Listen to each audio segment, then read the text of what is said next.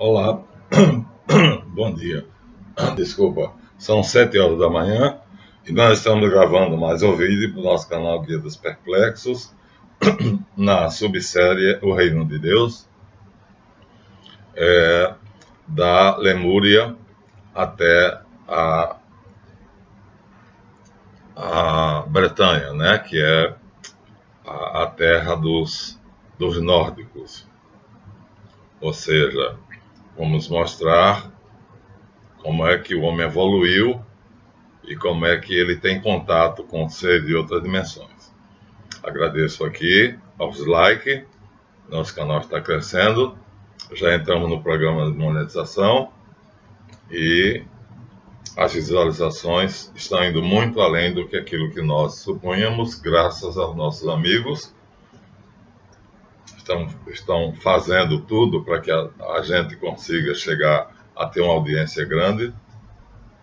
E 15 alunos que se inscreveram no departamento especial do Projeto Caribu, que é o Colégio dos Magos Caldeus, e finalmente a minha gratidão aos meus 8 caribus, que são os meus irmãos que me sustentam, quer eu dê aula, quer eu não dê aula. Se eu der aula, eles depositam, se eu não der aula, eles depositam. Eu tenho um salário fixo que é garantido por eles. Agora entrei no programa de monetização e aí, de repente, eu posso ficar independente disso, né?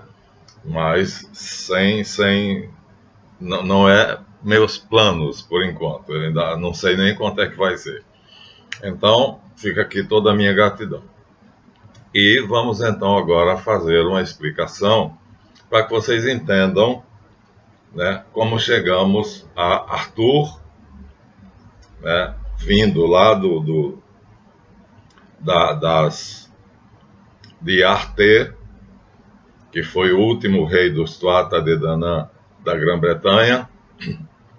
Depois, 4.500 anos depois, surge Arthur, mais ou menos no nascimento de Jesus Cristo, e vai surgir um novo personagem, que é Carlos Magno, no ano 800.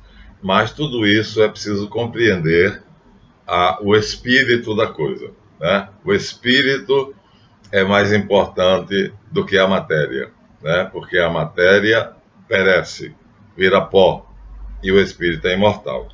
Então, vamos começar do começo. Isso é para vocês terem uma noção clara, né, do que moldou o romance arturiano, né? O romance arturiano, ou seja, a lenda de Arthur e a Távola Redonda, é modelada por um conjunto de fatores. E nós vamos colocar aqui quais são esses fatores. Vamos começar pela pré-história, ou seja, começando do começo. Então, nós temos aqui um quadro que já mostrei a vocês, e nesse quadro nós vemos aqui um xamã deitado, pré-história, plena pré-história. Aqui nós temos o bastão dele, eu tenho o meu, todo xamã tem o seu bastão, e ele está deitado aqui, ó, nu, pinto parece que está duro aqui, ó. Então, ele está em sono, ele está incorporado, digamos assim. E aqui, incorporado, ele é capaz de fazer coisas fantásticas. Se ele estiver acordado, ele não é. Mas se ele estiver incorporado, é. Por quê? Porque quando ele é incorporado, ele ativa uma parte do cérebro, que nós já falamos para você que nós temos 3 cérebros, e então esse terceiro cérebro só entra em contato com a gente quando a gente incorpora. Quer dizer, de modo geral, não é o meu caso. No meu caso, eu não preciso disso, né? Na verdade, eu tenho como fazer para que não precise dessa incorporação. Mas aquele xamã acreditava no que vamos mostrar aqui agora a você, né? É uma noção de fé, puramente de fé. Ele acreditava que quando ele estava incorporado é porque ele se unia a uma divindade, a uma entidade divina, que era representado na pré-história assim. Então, quando essa entidade divina fazia contato com o cérebro dele, ele incorporava, adormecia e adquiria poderes extraordinários. E, segundo Arnold Hauser, Gina Pichel e o professor Andreas Lommel, ele era capaz de pintar figuras numa caverna e essas figuras se tornarem reais lá fora. Então, tá vendo? Ó? Ele fazia pinturas e, segundo o doutor Arnold Hauser, ele era capaz de fazer essas figuras, e essas figuras, vejam que o boi vai ser um tema que vai aparecer depois. Então, era uma fé. Ele acreditava que, quando ele incorporava, ele se unia a esse ser que estava em outra dimensão. E, ao se unir a esse ser, ele adquiria poderes sobrenaturais. E aí, essa fé vai ser continuada. Aqui nós temos o livro da Gina Pichel. Aí, 4.500 anos depois, vai surgir Arthur. E com Arthur, já nas Gálias, aqui nós estamos na pré-história, na Espanha, no mesmo lugar. Aqui nós estamos na Espanha, na França, no norte da África. E aí nós temos aqui alguma coisa muito curiosa, que é, segundo Gina Pichel, o maior enigma da humanidade depois da Grande Pirâmide, que é Stonehenge. E aqui nós temos uma figura que nós poderíamos imaginar que seria Arthur, não Arte, mas Arthur. Arte era bárbaro. Aqui nós temos Arthur, já um celta, ou seja, um habitante da Espanha, chamada Gália, nessa época, né? E que consegue conquistar a Inglaterra. Então, ele, de alguma forma, conseguia, sem incorporar, entrar em conexão. O cérebro dele conseguia entrar em conexão com a divindade, que para nós, hoje, é os Atlantes. Eu vejo os anjos Atlantes, converso com eles normalmente, né? Isso não é loucura, isso é fato. A Bíblia está cheia desses fatos. E aí, aqui nós temos Arthur. Arthur seria a reencarnação, vamos dizer assim, de Arte. E Arte e Arthur se fundem num único ser. De modo que acredita-se que Arthur e Arte são a mesma pessoa, como se tivesse ressuscitado. E aí, um amigo de Arthur, tá? Que também era amigo de Arte, chamado Merlin, que nós conhecemos como Merlin, teria feito as pedras que estão aqui em Stonehenge, de 6 a 10 toneladas, levitarem e ficarem nessa posição. Isso é o que Gina Pichel diz. Isso é o que o professor Andreas Lommel diz. E tudo isso é o que se conta. Nós temos documentos que narram isso. E essas capacidades são representadas por aquela civilização a qual eu pertenço como membro, por essa figura aqui. Essa figura aqui, para mim, é o centro do meu estudo, né? Rosto de homem é assírio, é o caribu assírio. Rosto de homem, asas de águia, corpo de leão e pata de touro. Eu estou em perene contato com essa figura. Mas essa figura pode ser representada de modo diferente. De qualquer maneira, ela é um símbolo. E esse símbolo traz um ensinamento, porque todo símbolo traz um ensinamento. Então, tanto Arte, no ano 4.000, 7.000 ou 4.500 atrás, quanto Arthur, eram grandes guerreiros. Eles tinham capacidades, força e uma capacidade militar enorme. E eles acreditavam que entrava em contato com os Atlantes, como eu acredito, e com os anjos.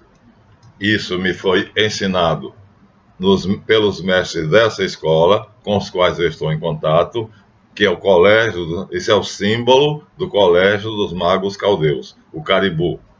Então, mas ele pode ser representado de outra maneira. Eu vou mostrar a vocês, vou tentar encontrar uma maneira de mostrar a vocês outra representação do Caribu. Então, é uma representação muito bela e a maioria das pessoas no nosso Ocidente ou no Oriente acredita que existe um ser, que aqui seria a melhor representação dele, esse homem que está assim, esse velho que está aí, que está rodeado de anjinhos, que está em cima de um touro, olha o touro aqui, que do lado aqui tem uma águia, ele é um homem, um touro, uma águia, falta o leão. Cadê o leão? O touro, a águia, aqui faltou o leão. Ah, tá aqui, tá aqui. Então aqui está o leão, ó, bem escancarada a boca, o leão, tá vendo? Aqui está o touro, aqui está a águia e aqui está ele, que ele comanda todas essas forças. É a mesma coisa daquela figura, só que é mais belo aqui, tá vendo? A representação é belíssima. Significa o que é isso aqui? Significa um poder supremo, um ser espiritual que domina tudo. Ele, representado pelo homem, tem inteligência, vontade, memória, poder, e ele domina a natureza, representada pelo leão, pelo touro e pela águia. Pela águia, aquilo em que os homens acreditam. A águia simboliza aquilo em que os homens acreditam. Ele domina. Ele é justamente a força maior em que os homens acreditam. Ele domina o touro, que é a força vital, a vida e a morte, a doença e a saúde. Ele domina o leão, que significa a capacidade do homem de ser manso, tranquilo, reinar, mas reinar com, como dizer assim, com bondade, ou reinar com brutalidade. Então, esse ser nós chamamos de Deus. Pois é, veja, é outra maneira de representar a figura que eu mostrei para vocês do Caribu assírio, Então, o Caribu assírio é a figura que me foi apresentada. Eu tenho ela como sendo um grande símbolo, porque os meus mestres me apresentaram ela, e é dela que eu tiro todo o ensinamento. Então, vamos agora continuar mostrando que todos os grandes homens acreditavam em si mesmos ou acreditavam nesse poder. E a crença é quem faz o homem ser grande. Você é o que você crê que é. Eu sou filho de uma família, sou o 7º filho, olha que curiosidade, de uma família de 17 filhos. Acontece que aos 11 meses de idade minha mãe adoeceu e eu fui separado. E fui criado pelos meus avós. Então eu fui separado dos meus 16 irmãos e fui criado pelos meus avós, que eram um avô casado com a minha avó e que tinha uma tia solteira que, por desengano amoroso, nunca mais quis saber namorar e casar. E eles fizeram eu acreditar que eu era diferente. Porque eu era diferente. Você fazia parte da família de seu pai lá, dos 17, e você foi separado. Por que você foi separado? Porque você é diferente? Porque você tem alguma coisa que eles não têm? Então, eles me convenceram de que eu era diferente. A mesma coisa aconteceu com um personagem que vai aparecer aqui, chamado Alexandre da Macedônia. Ele tinha um irmão, E o pai dele chamava-se Filipe. E ele era filho de Filipe, tanto quanto o irmão dele. Mas a mãe dele disse que não era, que numa noite ela estava sozinha, dormiam separados, né? Naquela época, os casais não dormiam no mesmo quarto. Então ela disse que numa noite ela estava no quarto dela sozinha, quando o deus Marte, ou deus Apolo, eu prefiro que seja Marte, mas há livros que dizem que é Apolo, veio, desceu do Olimpo, e aí coabitou com ela, amou-a, e gerou um filho. E esse filho chamou-se Alexandre, da Macedônia, filho de Felipe, chamado Bárbaro, porque ele era brutal. Então, 2 irmãos, mas um a mãe praticamente desprezou. Vivia junto do pai, era o mais velho. Então o pai queria que ele aprendesse a ser um guerreiro, porque naquela época na Grécia, no mundo todo, né, ser guerreiro era o ideal. Enquanto isso, o Alexandre fica perto da mãe. E a mãe vai convencer Alexandre de que ele não é filho de Felipe. Ele é filho de Marte ou de Apolo. Eu vou dizer a vocês, continuo achando que ele é filho de Marte. E ele acredita nisso.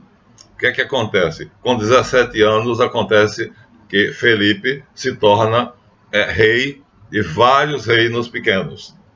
Ou seja, ele começa a construir um império com 6 ou 7 ou 8 reinos pequenos. E um desses reinos se rebela. Aí acontece que o filho mais velho, não sei agora qual é o nome, já está ocupado tentando conquistar uma outra cidade, um outro reino. Filipe não tem outro jeito a pegar Alexandre com 17 anos, olha, 17 anos, e dizer assim, ó, vai lá, pega a cidade rebelde, cerca ela e não deixa ninguém sair, ninguém entrar, até eu chegar. Eu chego dentro de 3 dias, seu irmão vai conquistar a cidade que ele está cercando e você vai segurar lá a situação. Eu estou administrando tudo aqui, vou organizar um exército e vamos em seu socorro. E aí Alexandre vai. E quando Filipe chega 3 dias depois que o irmão mais velho volta, conquista a cidade, como o pai Filipe achava, conquista, junta-se ao pai, e eles vão com um grande exército para a cidade que tinha se rebelado, e Alexandre foi para poder apenas cercar a cidade, não deixar ninguém sair, ninguém entrar. E quando chegam lá, encontram os portões abertos, uma festa lá dentro, dura 6 dias a festa. Alexandre casou com a esposa, com a filha do rei da cidade. O rei pede a ele para casar com a própria filha e muda o nome da cidade, que eu não sei qual era, para Alexandrópolis, em homenagem a ele. Felipe fica babaca, deixa eu usar o termo, babou mesmo, porque o irmão não entende nada. Enquanto o irmão estava fazendo uma força danada, se matando e se matando para poder conquistar uma cidade que ele conquistou, Alexandre chega lá, ninguém sabe o que ele fez, mas ele disse que ele tinha ajuda de Marte, que é, vamos dizer assim, um dos servos, né, um dos mensageiros, um dos ministros daquela divindade, que é o Caribu. E aí, para surpresa de ambos, pai e filho, Filipe, o filho mais velho, Alexandre está numa farra, bebendo vinho, a mulherada dançando, a cidade toda, os portões abertos, e a cidade mudou de nome, agora se chama Alexandrópolis, em homenagem a quem? A Alexandre, com 17 anos de idade. 17 anos de idade. Daí para frente ele é invencível. Ninguém mais consegue vencê-lo. E ele constrói o império maior do mundo abaixo do romano. Só Roma consegue construir um império maior do que Alexandre. Você vê, o homem é o que ele acredita ser. Então, aqui nós temos aquilo que serve para a minha guia, né? Aqui é a figura que me mostraram, né? Os invisíveis, os meus mestres invisíveis, e aqui mostra, vamos dizer, Alexandre, Felipe ou qualquer guerreiro. Naquela época o ideal era ser um guerreiro. Eu não. Eu fui separado e para mim o importante, para eles, o símbolo do leão, tem que ser um leão. Mas o leão pode ser brabo, pode ser manso. Um domador de circo doma um leão. E aí mas a figura é a mesma, vejam. Tanto faz vocês verem essa figura aqui, tá vendo, ó? Ela está junta, tudo junto. Como verem a figura que eu vou mostrar. Olha que cidade belíssima, isso é Persépolis. Babilônia, aliás. Aqui está, tá vendo, ó? A porta de estar, e aqui está a escrita deles em cuneiforme, contando a história de como foi que Nabucodonosor governou a Babilônia. Ah, isso aqui em cima, aqui, ó, minha gente, isso aqui é escrita cuneiforme, né? Então, a minha figura é essa, mas a maioria das pessoas prefere aquela figura que nós mostramos a vocês, que é belíssima e que é a mesma coisa, só muda o desenho, ó. É um caribu, de qualquer maneira é caribu. Caribu quer dizer poderoso. Então, o que é que acontece? Do poder do caribu, eu tiro o meu poder. Representado assim, essa é a figura mais bela que tem do caribu. Então, domina o boi, que são os instintos, domina o leão, que é a nobreza dos sentimentos, que pode ser zangar-se, ou pode ser pacífico e amigo, domina a crença, aquilo em que você acredita, e ele tem um poder exatamente, ele próprio, né, tem uma vontade, um poder de vontade, que é capaz de fazer o que os pré-históricos faziam. O que é que os pré-históricos faziam? Pintavam nas paredes da caverna e o animal aparecia lá fora. Você acredite se quiser, mas isso é dito por Gina Pichel e é dito por Andreas Lommel e é dito por Arnold Hauser. Eles afirmam isso peremptoriamente. O pré-histórico incorporado, como eu mostrei o xamã, achando que estava com o espírito daquela deusa, tinha esse poder. E aí, nós acreditamos que existem anjos. Aqui nós temos o exemplo de um anjo. E aqui nós temos o profeta Elias, do lado de um anjo. E ali nós temos um outro profeta, que talvez seja Eliseu. Então tinham contato com os anjos. Aqui nós temos dois anjos, um aqui e outro aqui. Pois bem, eu tenho contato com esses seres, mas não são assim de carne, osso e pescoço, não. São pura luz. Isso aqui é uma maneira de representá-los. Eles são luz. Abaixo dos anjos são os Atlantes, que são seres também muito poderosos, que têm uma capacidade enorme. E aí, com vamos dizer assim, essas crenças, nós queremos mostrar a vocês o seguinte: olha só, as civilizações vão se suceder, os homens vão evoluir, mas veja, o touro pré-histórico vai continuar. Olha ele aqui, ó. Tá vendo? Por que o homem pintava o touro nas cavernas? Porque o touro significa o controle da força vital. O touro simboliza a força vital. Por isso ele é, no caribu, as pernas. Porque sem a força vital, você cai. Você adoece. Né? Então, eu não adoeço há mais de 8 anos. Então, aqui nós temos o mapa do mundo, e nós temos nesse mapa do mundo pessoas que creem nas coisas mais variadas possíveis. Acontece que você será o que você crer. Então, vamos dizer assim, no Egito, nós temos mistérios que nós hoje não temos ideia de como é que foram para lá. Por exemplo, aqui nós temos a esfinge de Gizé, que tem 10 mil anos, e a pirâmide de Quéops, que tem 3.500. Ninguém sabe como foram construídas, eu sei. Os lemurianos construíram a esfinge e os atlantes construíram a pirâmide. Porque onde houver uma esfinge, Lemúria esteve lá. Onde houver uma pirâmide, os atlantes estiveram lá. Isso são eles que me dizem. Tenho contato com eles. Então, tu serás aquilo que crês. Pode ter certeza. Aquilo que você crê, isso você será. Então, eu não me creio melhor do que ninguém, mas tive o privilégio de ser, aos 6 anos de idade, ter contato com os atlantes ou os anjos, ou como quiser, né? Então, o que acontece é que Arthur,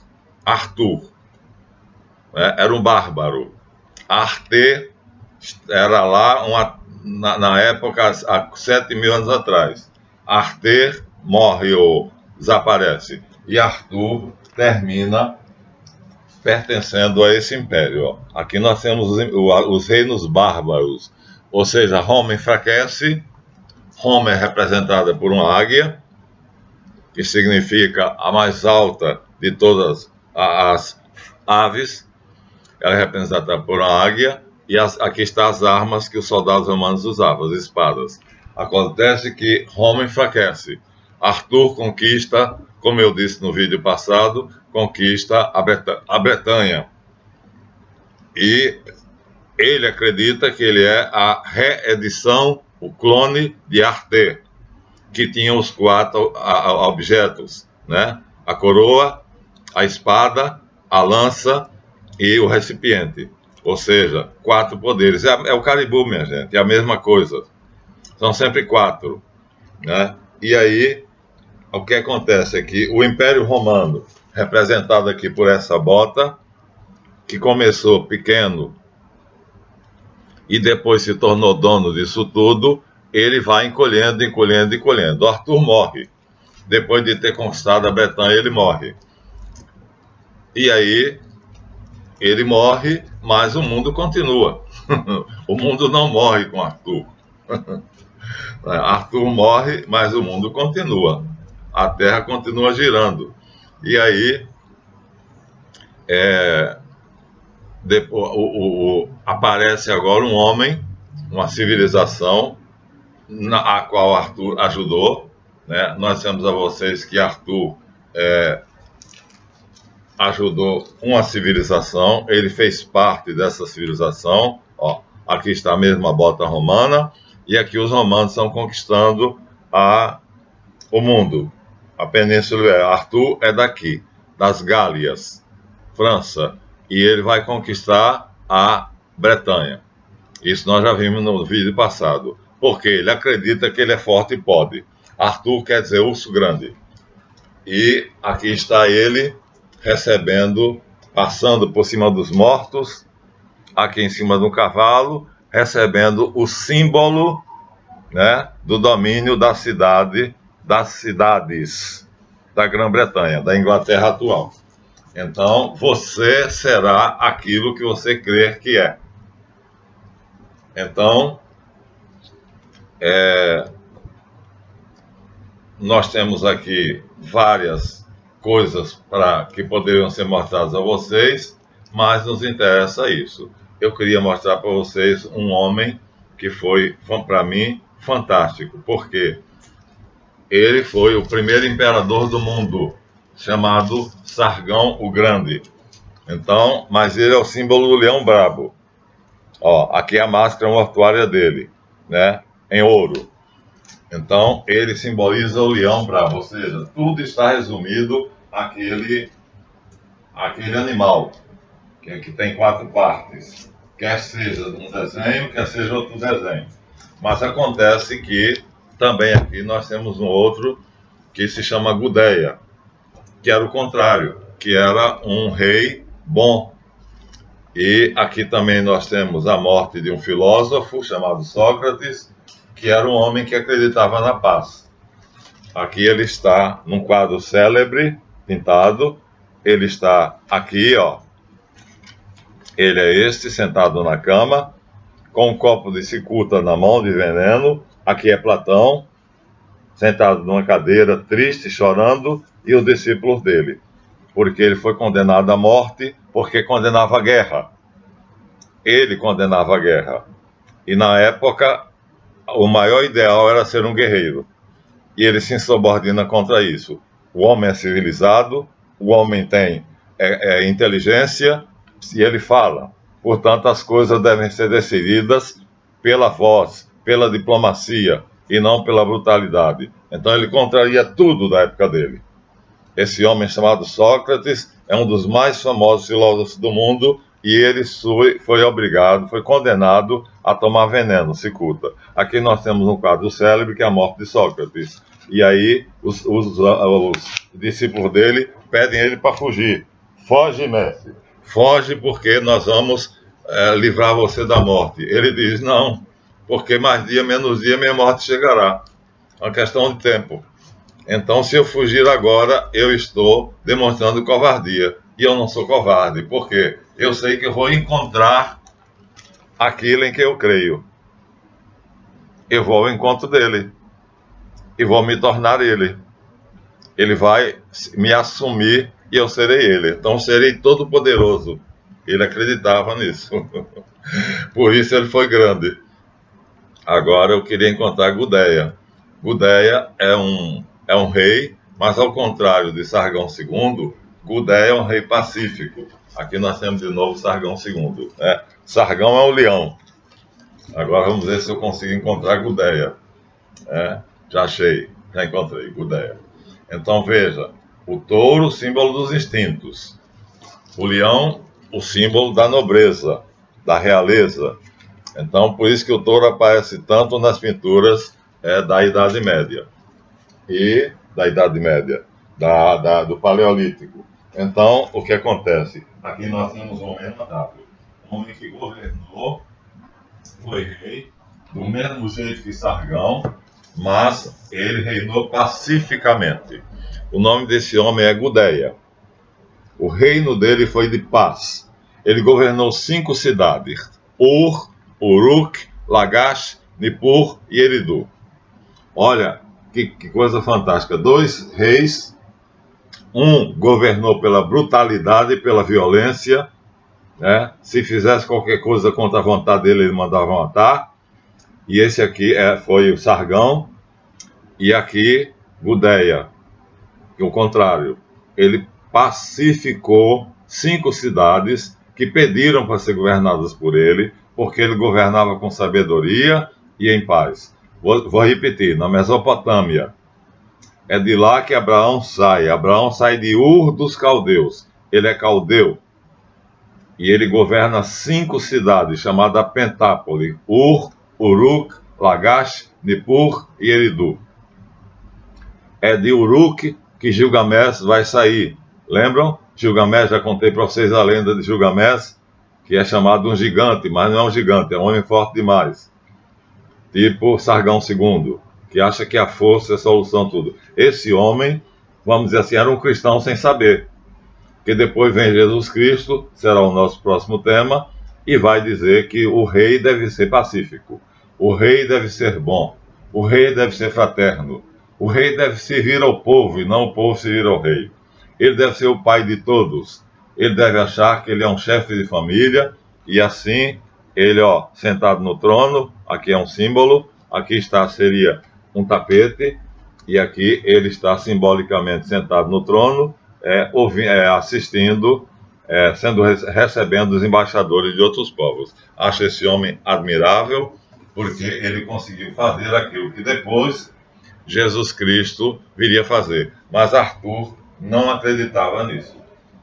Arthur, simbolizado aqui por esse bárbaro, fazia parte dos reis bárbaros, exatamente dos celtas.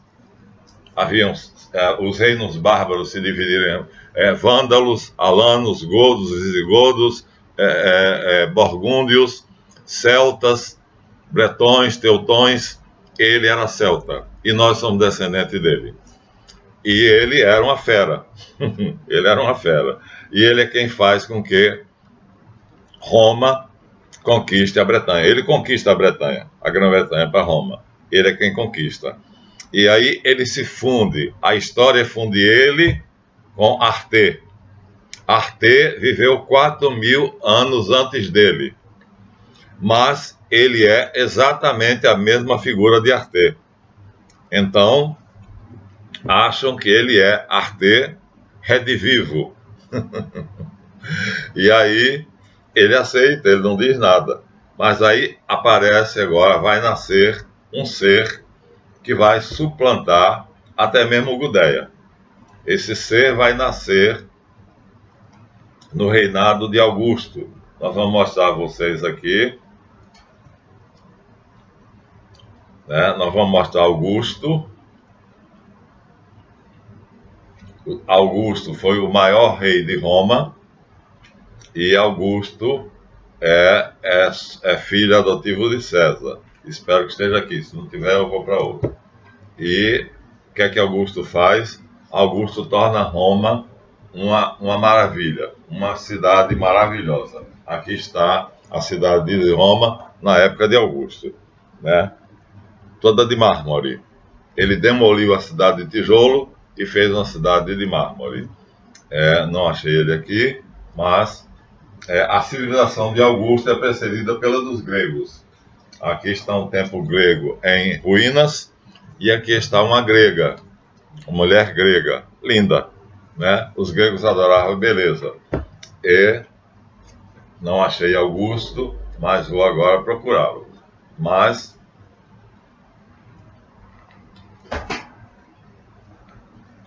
aqui nesse livro com certeza eu vou achá-lo.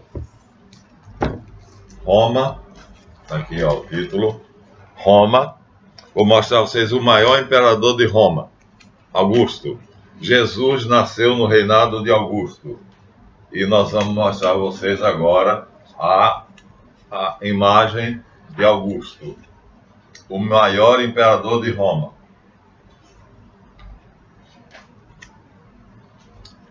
Maior do que César. Ele era filho adotivo de César, mas ele se torna maior do que César. Aqui está ele. Augusto governou depois de César. César foi assassinado, ele sendo filho adotivo herdou o trono. E foi um rei que fez um reino maravilhoso. Mas acontece que teve outro homem que ultrapassou ele. Foi maior do que Augusto. Esse outro homem chamou-se Jesus Cristo. E esse homem era inicialmente um ser simples.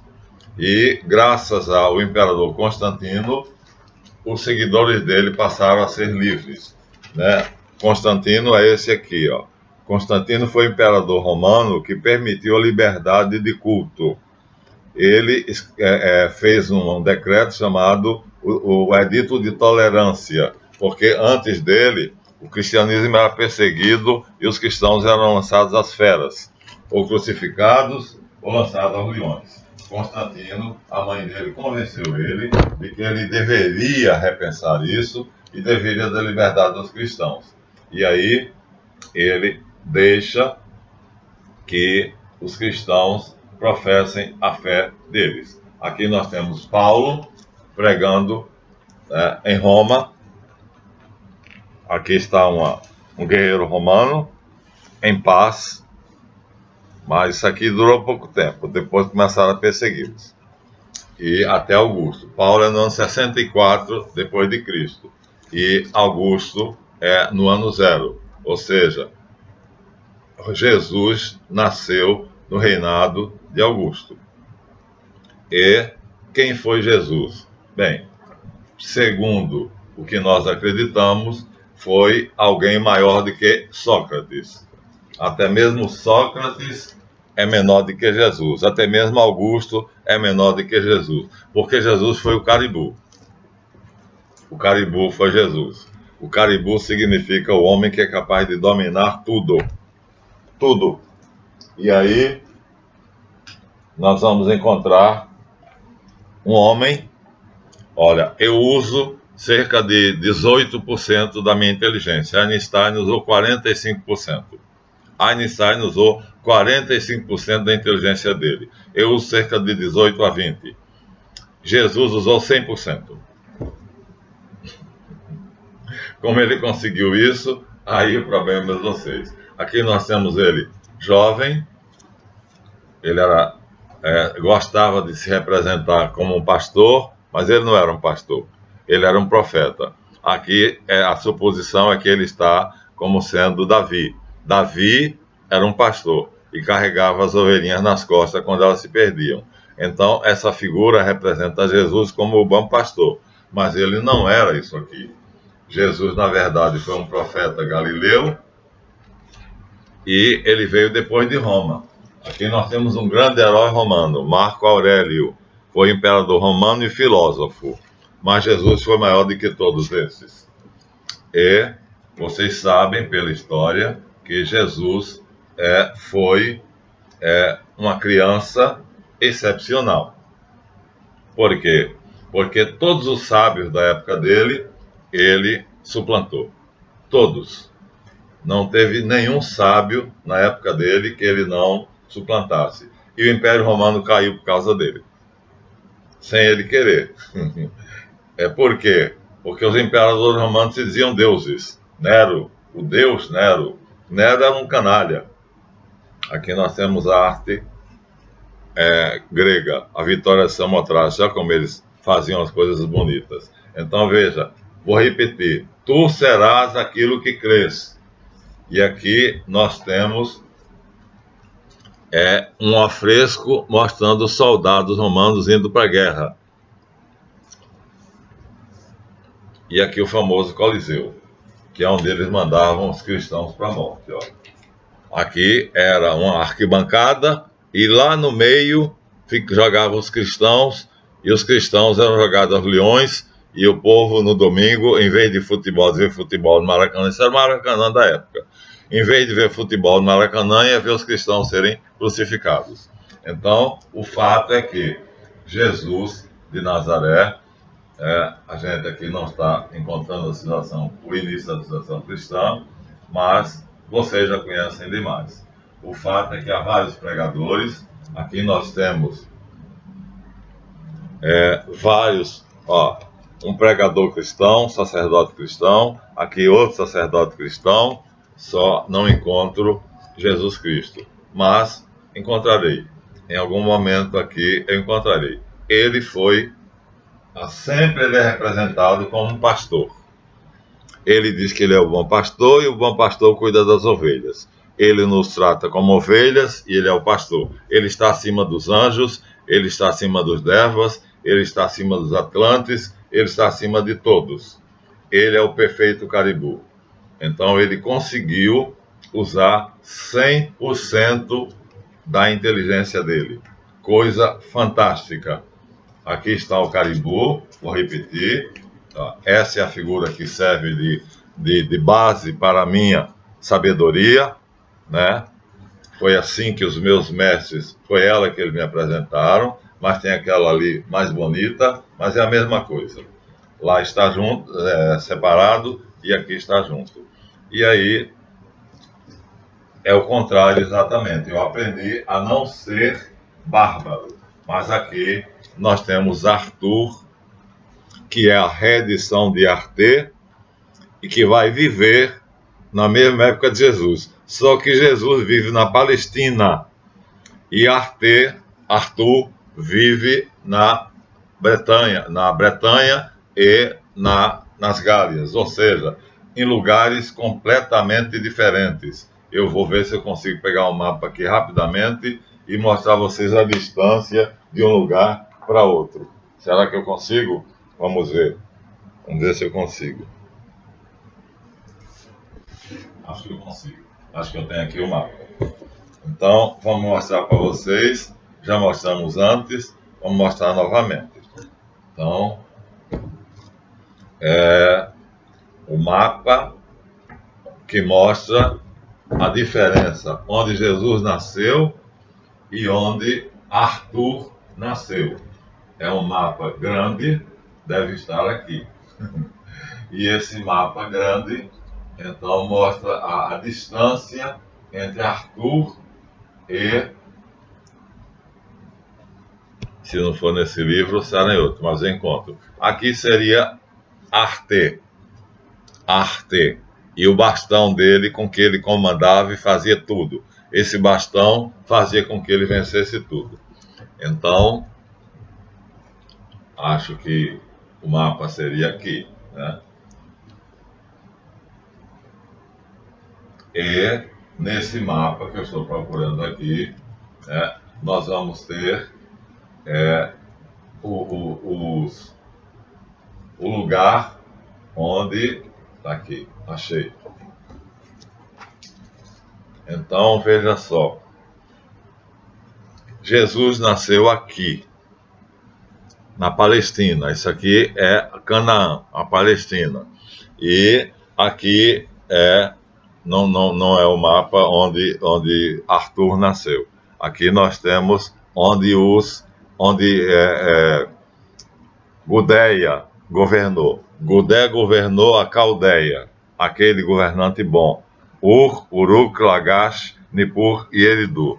Então, aqui nós temos um bom governante, e aqui nós temos, na Síria, Babilônia, um governante que, para quem gosta, né, ele era um bom governante. Agora, nós vamos ter um ser que nasce e que suplanta todos os outros que vieram antes dele. Por quê? Porque ele tem o poder do Caribu. Ele é o Caribu. Então, ele é o perfeito Caribu. E aí, sendo o Caribu, ele é aquela figura. E sendo aquela figura, ele tem todas as capacidades que um homem pode imaginar. Aqui nós temos ele. Na Catedral de Chartres, no frontão da Catedral de Chartres, com os animais, olha. Ele está no centro, envolvido num oval, e aqui está o leão, aqui está o touro, aqui está a águia e aqui está o anjo. Ele governa os quatro. Aqui está Jesus, o perfeito Caribu. O que é o perfeito Caribu? É aquela figura que nós mostramos para vocês, que se identifica com Deus. Então, ele usou 100% do cérebro dele. Eu uso de 18 a 20 no máximo. Ele usou 100%. Einstein, o maior gênio do século passado, usou 45%.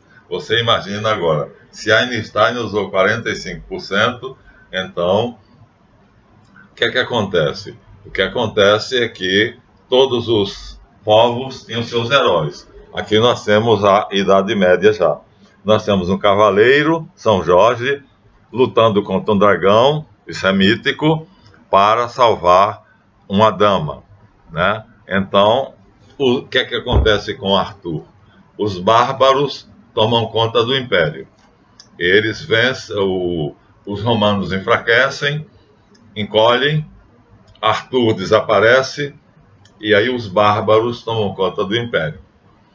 E aí, quando os bárbaros tomam conta do império, a Roma imperial se torna bárbara. Aqui está a figura. Então, Jesus é isso aqui. Tanto faz vê-lo daquela maneira, no frontão da Catedral de Chartres, como ver aqui. Ele é isso. Ele diz: quem me viu, viu o Pai. Aqui está o Pai. Então, o perfeito Caribu seria o Pai. O Deus superior, o Deus supremo, chamado El Elyon, e ele diz que ele e o Pai são um só. Né? Então, aqui está um homem fisicamente muito bonito, que é o Davi de Miguel Ângelo, mas acontece que Jesus não dava importância ao corpo. Ele cuidava do corpo, fazia higiene do corpo, mas acontece que não dava essa importância, né? Aqui, inclusive, ele está pelado para mostrar que ele é bonito todo, nu ou não. Acontece que os bárbaros, vendo esses heróis e vendo que Roma encolhe, Roma perde o poder, então o que é que eles fazem? Eles então transformam Arthur no seu ídolo.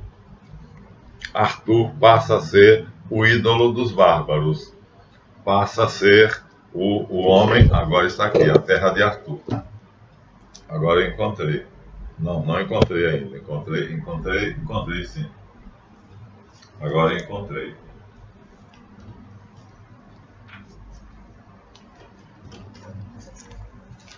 Ainda não é exatamente o mapa que eu quero, mas aqui nós já temos aqui. Os bárbaros viviam aqui. Aqui nós temos a Arábia. Aqui nós temos a Ásia.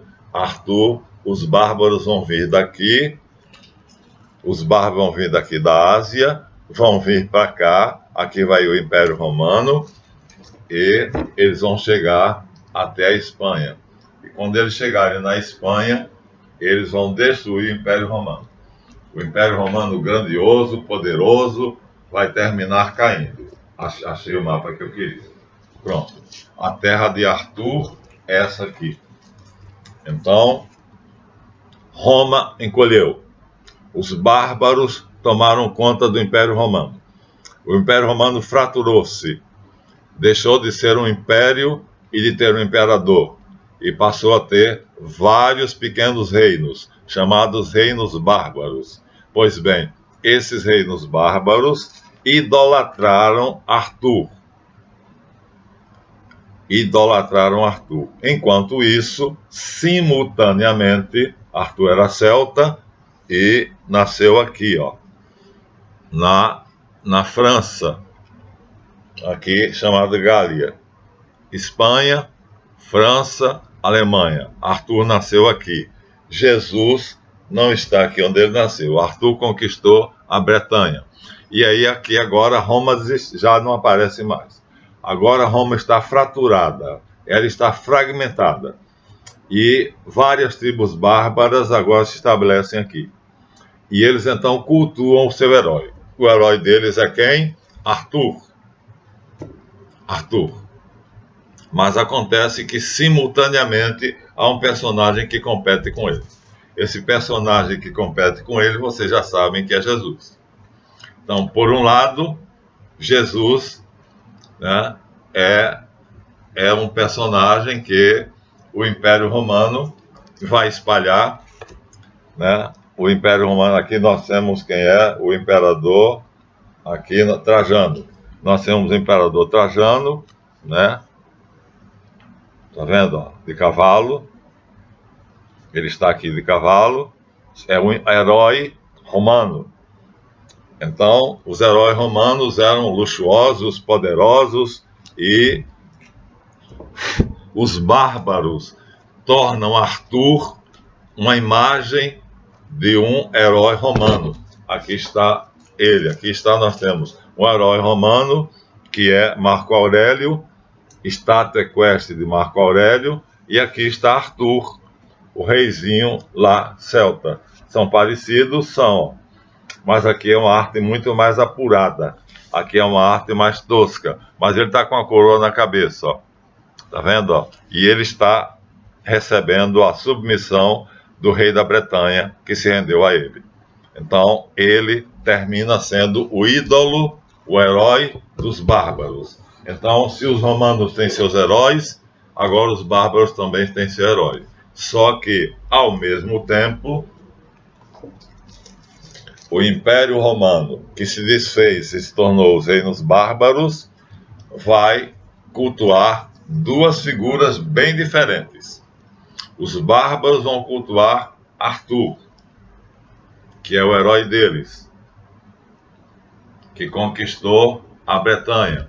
Aqui está ele, num quadro mítico, recebendo o símbolo da Bretanha. E aqui está o mapa, mostrando como ele, respaldado por Roma, conquista, ajuda, sai daqui, sobe e conquista aqui a ilha da Bretanha. Então, existem dois personagens que eles vão competir.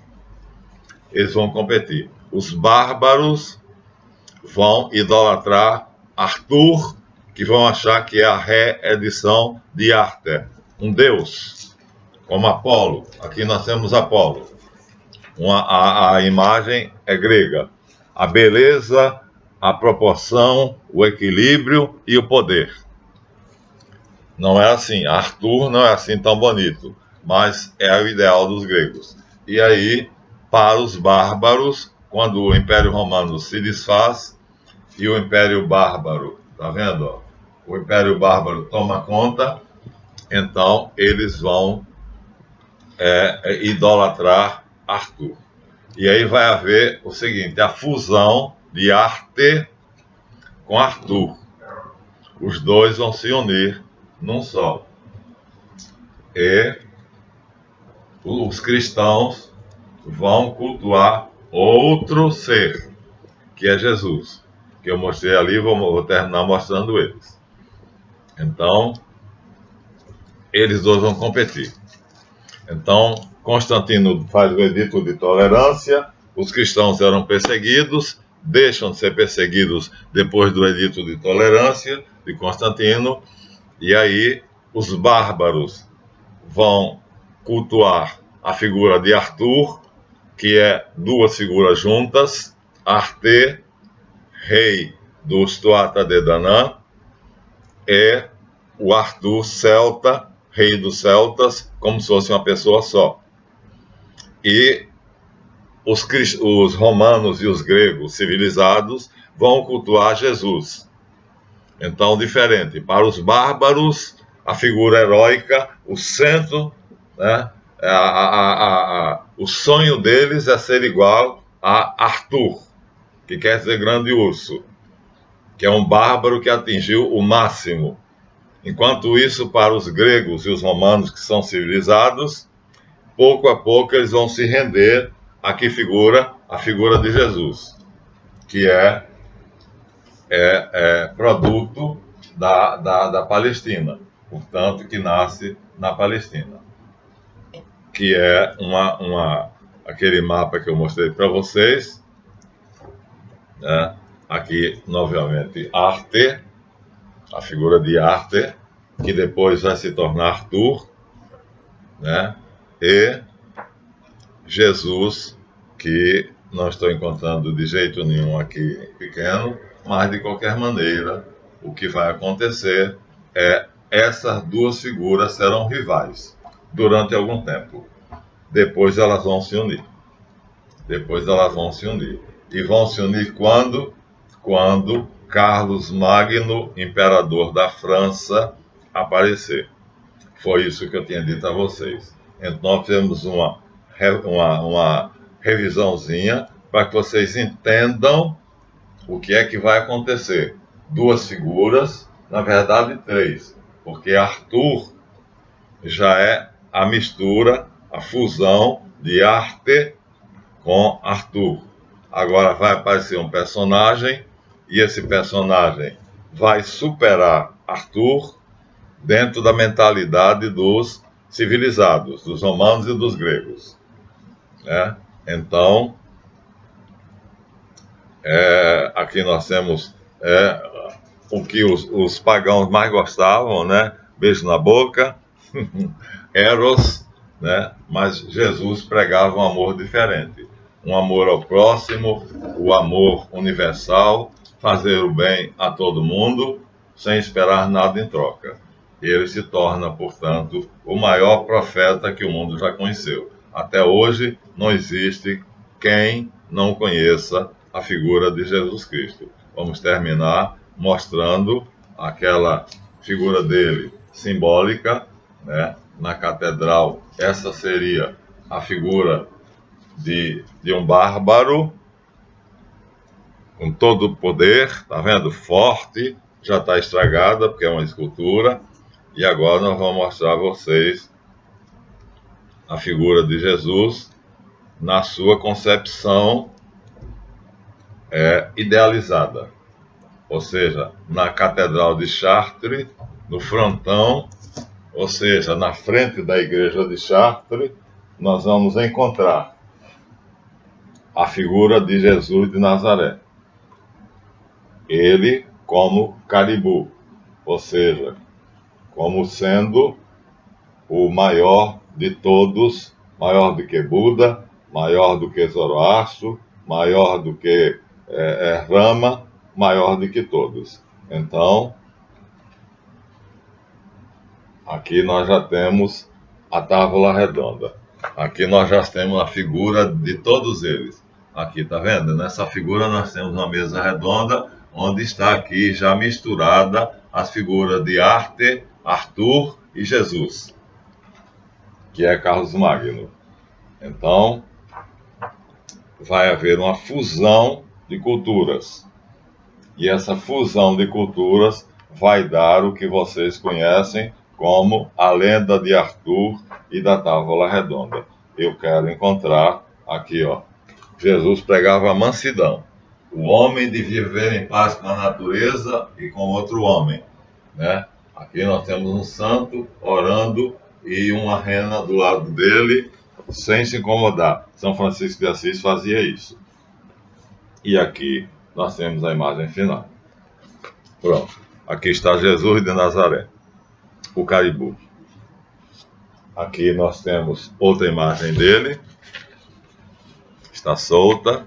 E aqui nós temos os 4 evangelistas, ou seja, os homens que escreveram a vida dele.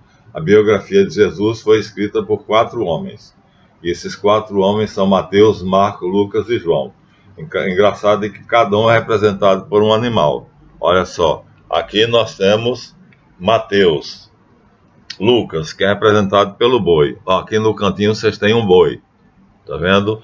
Depois nós temos João. Aqui em cima das orelhas dele nós temos as asas de águia, ó. Saindo das orelhas dele a águia de águia. Aqui nós temos Marcos, e aqui do ladinho dele aqui tem o leão, tá? E aqui nós temos João, Mateus, aliás. E aqui do lado dele, conversando com ele, no ouvido dele, dizendo um segredo, nós temos o anjo. Jesus, então, é os 4. E aí eles vão contar cada um uma fase, cada um vai mostrar uma face de Jesus. Esse Jesus, então, que é o perfeito caribu, os 4, ele é o maior homem que o mundo já produziu. Ele usou 100% do cérebro dele. Einstein, que é o maior gênio que o mundo já produziu, usou 45%. Agora você imagina, se Einstein usou 45%, se eu uso em média 18 a 20, agora imagina o que é que Jesus usou. 100%. Os 3 cérebros, portanto, o cortical, o límbico e o reticular. Ele usou 100% do cérebro dele. Então, se vocês usarem 100% do cérebro de vocês, vocês se tornarão outro Jesus. E é isso que ele quer. A doutrina dele é essa. Você é o que você crê. Se você acreditar que você é igual a mim, fará as mesmas coisas que eu faço, ele disse. E fará ainda maiores. Então nós vemos um resumo agora, como é que Arte foi grande, né, e acreditou que aqueles 4 objetos davam a ele poder. Você é o que você crê. Depois vem, 4.500 anos depois, vem Arthur. Não é Arte, é Arthur. Mas os bárbaros que estão em torno de Arthur acreditam que ele é a reedição de Arte e dão a ele toda a honra. E depois, então, que o exército romano é destruído, os reinos bárbaros tomam conta e ele passa a ser o centro. Arthur passa a ser o centro, mas ainda não será aquilo que vai ser contado na Idade Média. Vai ser necessário entrar um outro personagem chamado Carlos Magno, que é o paladino dos cristãos. Ele é quem vai, de fato, ser o verdadeiro centro da Távola Redonda. Carlos Magno vai ser, de fato, o Arthur da Távola Redonda, como é contado nos filmes. Mostrei a vocês, então, como é que as coisas evoluíram, mostrei como é que acontece no mundo material, mostrei como é que acontece no mundo da fé. Tu serás aquilo que tu crês. Assim, terminamos a nossa gravação de hoje, já passou de 1 hora, e espero que vocês tenham entendido como é que o homem pode ser grande ou pequeno. Mas tudo isso vai depender da educação. Eu tive uma educação privilegiada. Então, graças a Deus. Espero que através do Projeto Caribu, que é o que eu estou fazendo, consiga passar isso para vocês. É o meu sonho. Eu pretendo ser um vírus que seja capaz de infectar o mundo. Esse é o meu projeto. Ganhar dinheiro é secundário. Vai acontecer porque, sim, porque aconteceu. Eu gravei 500 vídeos e cheguei àquilo que o YouTube disse que era preciso, mas cheguei por acaso. Não era a minha intenção. Eu sou um vírus que quer infectar o mundo. Para quê? Para que você se torne cada vez melhor. Seja aquilo que você crê que pode ser. Mas não é fácil. Nossos cursos estão à sua disposição. Então, dê o seu like. Terminamos esse vídeo. Então, no dia 28 de setembro de 2022, agora só falta Carlos Magno. Será a nossa próxima etapa. Eu prometi que seria esse vídeo, mas precisava dar essa geral para vocês compreenderem vamos dizer assim, o clima, a atmosfera, o papel da crença, da fé e do conjunto de civilizações que estão em torno da lenda da Távola Redonda. Até a próxima.